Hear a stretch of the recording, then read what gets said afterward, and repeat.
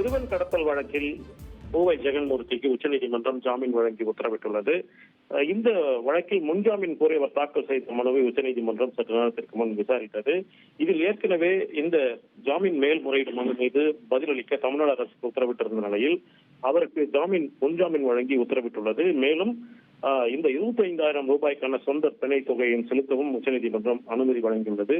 இந்த உத்தரவின் மூலம் பூவை ஜெகன்மூர்த்தி கைது செய்யப்பட மாட்டார் என்ற விவரம் என்பது தற்போது வெளிவந்துள்ளது. அவர் கைது செய்யவும் உச்சநீதிமன்றம் தமிழ்நாடு காவல்துறைக்கு தடை விதித்துள்ளது.